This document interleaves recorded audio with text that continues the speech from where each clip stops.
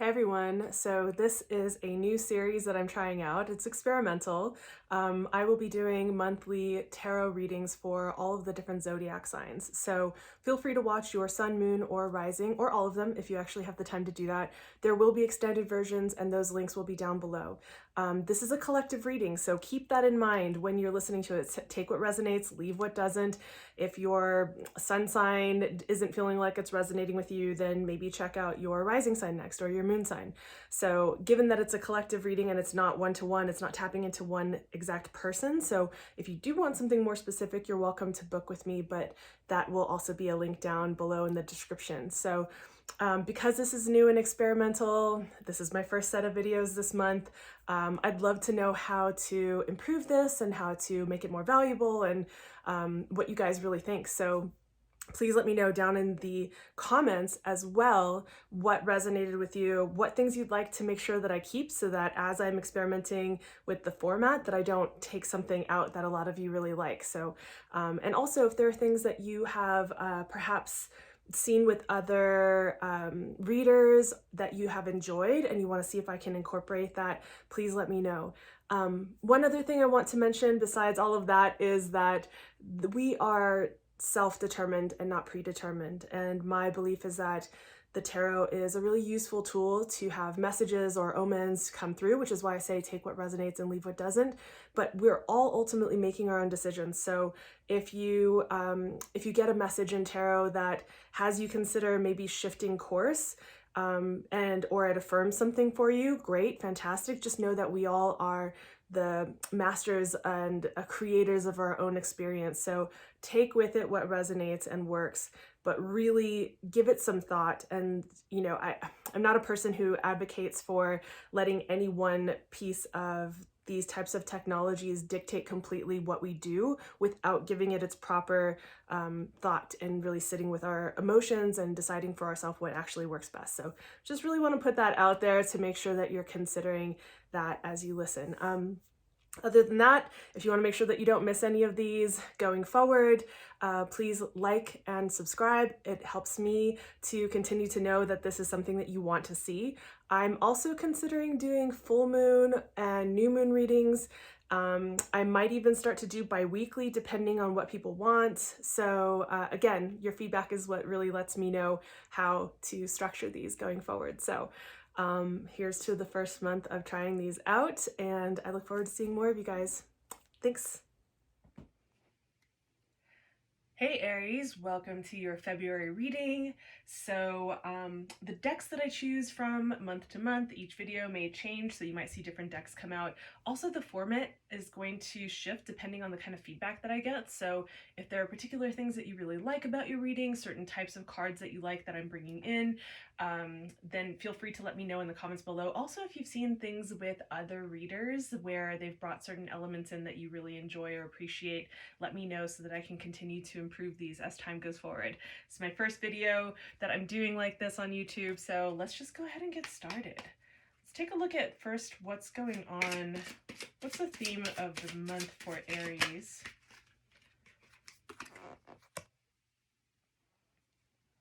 All right. And maybe we can take a look at what the challenge is. A lot of coins going on. And what we have going on for the spiritual advice. So I also want to take a look at what's happening with finances. I apologize for my squeaky environment. You might hear that in the background. Also, what is the challenge? And the spiritual advice. We actually got two cards here for the spiritual advice, so we'll read those together. And then we're going to do one more row, which probably not going to show up in the screen for love. So let's take a look at what's happening in Aries' love life. Overall theme for love life going on here. And we're going to go through these individually, so don't worry, we'll put these all in frame. So, and what is the challenge for Aries with love life? Interesting. And spiritual advice. All right, so we're going to get into each of these sets, and then we will get into clarification and also pull some shadow cards, some God and Goddess cards, some oracle cards, and get deeper into this. So the extended readings, just so you know, the links will be down below for how you can go to Patreon and get the extended readings. But let's start off with what we've got here. Let's move these here. Let's get these into focus. So right now we're looking at what the theme is for the month of February. And the overall theme is the Queen of Coins. And then we have, for a challenge, we've got the Knight of Coins. And then for the spiritual advice, we have the Two of Wands. So I find it really interesting. It's like you have two different court cards that are happening right here within the theme of the month and what the challenge of the month is. So these are kind of like champagne higher quality problems, as one of my friends would say. So Queen of Coins, the overall theme is just having I think of the Queen of Coins as being the mastery of creating our tangible world, right? You think about your finances, your physical environment. The coins or the pentacles in some decks are anything that has to do with what is tangible and physical in our world, the things that have to do with earthly pleasures. So very like also Venus related. A lot of people wouldn't think that it's Venus is so connected to this, but definitely connected to this. So also, I don't know why I'm getting something about a Taurus, so I don't know if some of you are dealing with a Taurus, but maybe a Taurus female. So there's just like a really strong message around creating your tangible world. Now we're about to come out of Venus retrograde at the end of January going into February, and then we're coming out of Mercury retrograde on February 3rd. So those are things to note. That might mean that things are actually really going forward. Maybe there are certain things that you've been wanting to create and they're finally going to get some traction. The challenge of this is that maybe you've been actually waiting through the retrograde for so long that you're finding yourself wanting to kind of rush into the fray. One of the kind of shadow aspects of the knights in the tarot deck are that they're very much action oriented, but they can sometimes rush in too quickly and kind of act before they think. So the challenge here is to really take your time to make sure that you're not being rash about the decisions that you're making. Make sure that you are really examining things and coming into them more grounded, right? We're looking at, again, it's the coins. So this is a more grounded and tangible energy.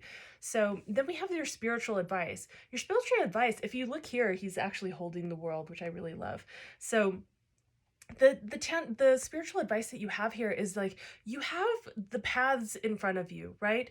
The wand suit is the fire suit. This has to do with creative energy, with fire, with passion, with action, right? And so moving things forward, kind of continuing this vein of what's happening is the overall theme, is just like moving things forward.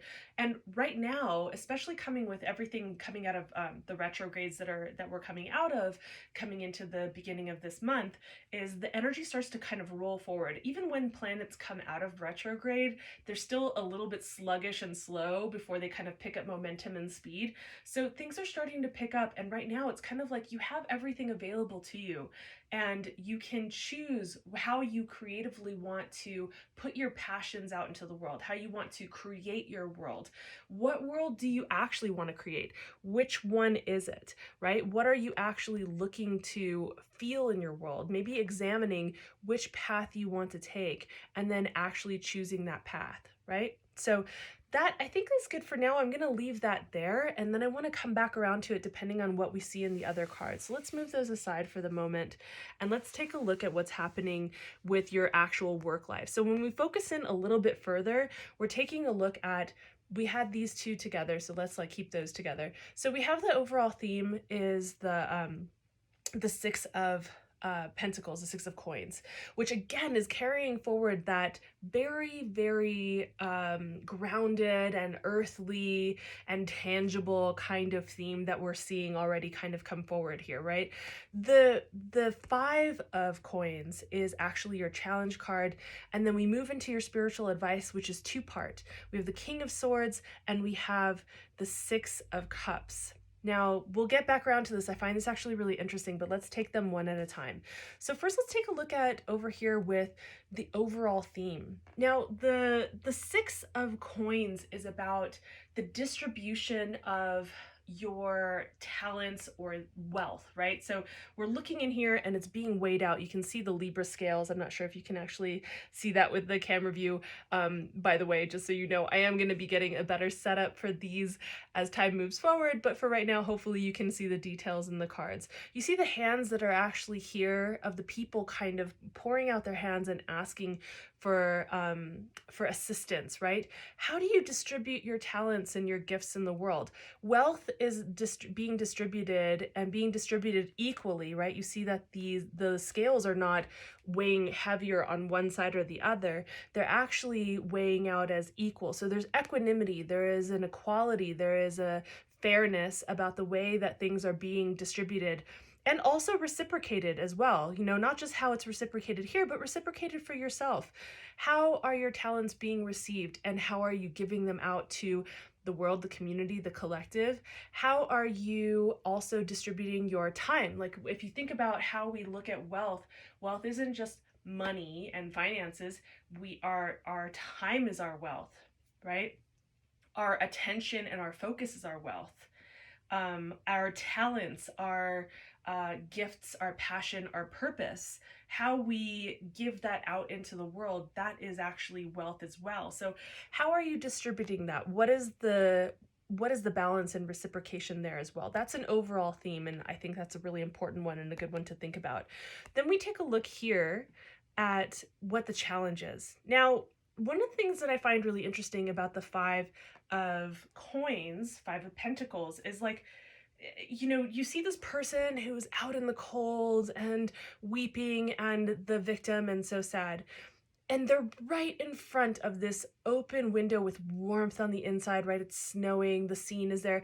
This card can be interpreted a few different ways, but what I see here is like there's past victimization patterns that are being the challenge, that are kind of the obstacle here. So when it comes to your career and this being the overall theme, the thing that you're being told to watch out for, the challenge here, is allowing yourself to be in a victim state. Being essentially, said another way, it could be that you are at the effect of your circumstances instead of being the cause in your experience.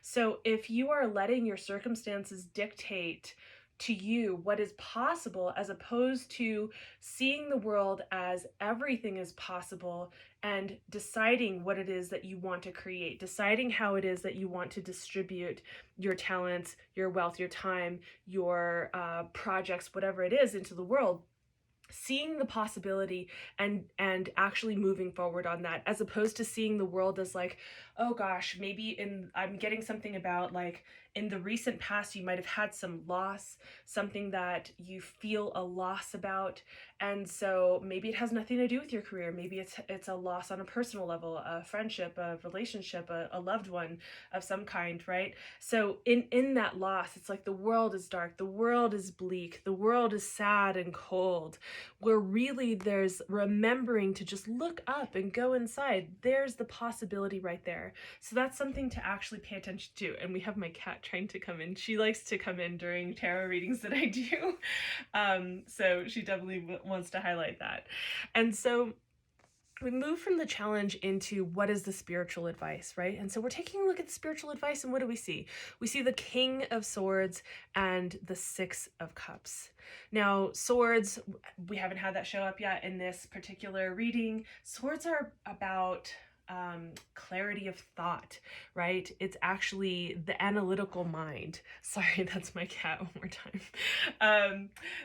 And the kings are all about, they've risen to a place of having established their kingdom, right? There's a lot of experience that's had to go into creating that. They've had battles which they've won and lost, right? So remembering of coming back to this here, remembering that just because you've had loss doesn't necessarily mean that you're not going to make it to creating the thing that you want to create. Along the way, there are perceived failures, there are losses, there are lessons, and there is the decision to keep on going, to continue to build, to continue to expand and pivot and find what actually works for you in creating your kingdom, right? And what we're being told here, especially because it's the Suit of Swords, is remembering that this is the air quality. Be analytical. This is a time to actually take a look at things from the perspective of like maybe tapping into what I'm getting is your higher self, and actually tapping into how it is that you would like to go about creating your kingdom when you actually structure it out. This is the time to be somewhat analytical. However, we want to balance this with something else. Now, this is really interesting to me. This is about nostalgia. This is actually a card that has to do with remembering sometimes like the really amazing and beautiful experiences in our childhood, sometimes the really ordinary moments that are really profound in our experiences, right? So if you think back, maybe even since we're talking about career, if you think back to the things that really inspired you when you were young or when you were growing up, the moments of nostalgia that you had that were really beautiful and memorable, and then take that and utilize that in a really intelligent way to figure out like how it is that you want to be creating the next steps in your career, the next steps in work or your projects, right? So we're going to dive a little bit deeper into that because I actually want to pull some clarification cards for that in the extended reading. But we're going to move those aside for now, and we're going to move into your love reading. So let's take a look at your love cards. So, and I apologize if you can hear my cat eating in the background. I cannot control her eating habits. So here's what we have going on here. And I think this is really interesting. So we have the Three of Coins, more coins going on here. We'll get into that. And then we have the challenge is the Three of Swords. And I know a lot of people kind of wince when they see that in a reading. We'll get into that as well. And then we have the Eight of Swords as your spiritual advice. I think this is a really potent and beautiful reading. There's so much information here, so let's dive into it, right? So let's take a look. Oh, let me move that out of frame because I don't want that to be distracting. Okay, so let's take a look here. So the overall theme that we have for your love life is the Three of Coins. Three of Coins is all about building. It's about building with community, and it's about moving into a space of like structure. Obviously, it's like laying the foundation of like, what is it that I actually want to build in my life? What is it that I actually want to create for my love life, essentially? And you might actually find that that happens in community. And this is all about the structure. This is how we build it. So if you have been maybe considering what type of relationship structure do I want? Do I want something that's more open? Do I want something casual? Do I want something deeper and more meaningful? Do I want a polyamorous like set of meaningful relationships? It's like, do I want light? Do I want casual? Do I want meaningful? Do I want open? Do I want closed? What's the structure of the relationship that you want? Maybe even, as you can see here, they have kind of like this architectural like whoa, gosh, I'm blanking on like the blueprint, right? So creating the blueprint of what it is that you want your love life to be, and making room obviously for things to be changed along the way, for there to be pivots. But this is about getting clear on what it is that you actually want for your love life, right? So taking a look at that. And then taking a look here, we see that the challenge is the Three of Swords. There's been some loss, right? There's been some having to relinquish and let go. The challenge is to not focus and stay in the space where you're holding on to the heartache, the pain, and the loss. Process it through, get to the point where you can actually move through this experience in a new way where you can be reborn, where you can move forward. And we even see that it's being tied into your spiritual advice here. I see the two of them as being tied together because the spiritual advice is basically telling you that the Eight of Wands, if you can see, I don't know if you can actually see the detail here, but the Eight of Wands is basically showing this woman who is surrounded by swords. She is bound behind her back, blindfolded, but actually what you can't see, and what's in a lot of traditional tarot decks, is that she can easily unbind herself or walk away. Like, her feet are not bound. In a traditional deck, what you know about this particular card is that her feet aren't bound. She can literally just walk away, walk through the swords. There are no chains between the swords. She could just walk right on through. So what this points to is our perceived stuckness. We perceive that we're in this place of, it could be victimhood, but it's like, oh, I'm stuck here. This is the place that I'm in. There's nowhere left to go. I'm just bound to this. That could be you tying yourself to a relationship situation that is not a fit and thinking that there's no way out, that this is just what you've got. Maybe you think you can't get anything better. Maybe you think that this is the best that you deserve. Maybe you think that this is the best option for you now because if you left, it would be more horrible. So you're basically tying yourself to the whipping post, essentially. You're tying yourself into a position where you're not really stuck. It's just that you might not necessarily like the options that are available to you outside of this, right? One of the things that I really like to say is that we often perceive that we don't have choice in our lives, especially in situations where we feel stuck. But the fact of the matter is that there's always choice and possibility. There always is. It's just that some of the choices that could move us forward feel like stepping backwards, or they are not the most ideal options. They don't feel the best. There's certain benefits to the position that we have that feel more comfortable than us actually leaving. So it's not that you don't have choice. Your spiritual advice is basically telling you, open up your eyes, realize you're not bound to any of the positions that you have. Now, this could be a real, like an actual relationship or relationships that you have going on romantically, but this could also be your beliefs. So your ideas, right? Because we're talking about the swords, right? These are concepts, these are ideas, this is the mind, this is air, this is thought, those are the realms that this lives in. So this could also be you binding yourself to ideas that you think are supposed to be what relationship looks like or feels like. And it might not necessarily have to look that way. That doesn't mean that this is the way that relationships are supposed to go. Perhaps it's time to reevaluate. Perhaps the loss from your past can actually inform your current experience while you're trying to figure out what it is that you actually want to create for a relationship. So I just see this all as really tied in together. And I definitely feel like for some of you, this is about examining what your beliefs are about how a relationship is supposed to look or feel, the rules that you think are supposed to be applied to relationships, and re-examining whether those are still true for you today.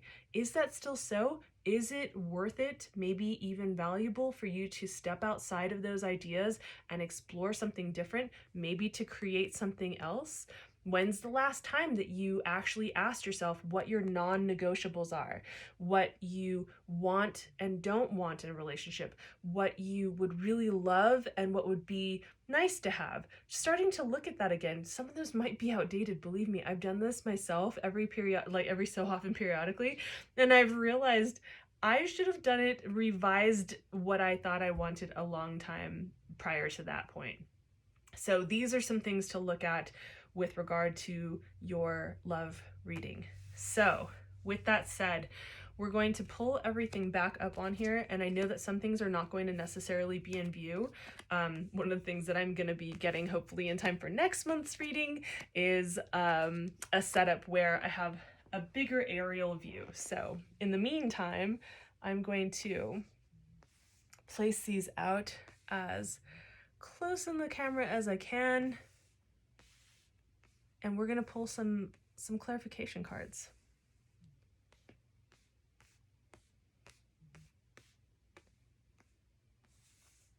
All right, so we're going to pull a goddess card.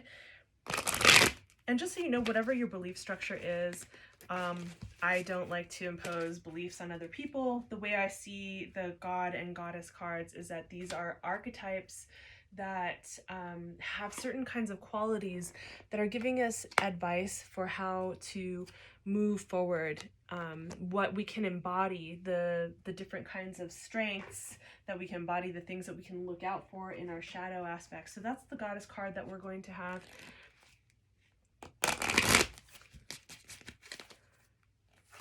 This is the God that we're going to pull for Aries. And actually, I'm going to put this off to the side for a moment because I just remembered that I wanted to get some clarification on this particular card. So let's actually take a look at, I think I'm feeling this deck right here. So clarification with the spiritual advice for Aries with career. Oh, interesting. Okay, so we'll take a look further with that.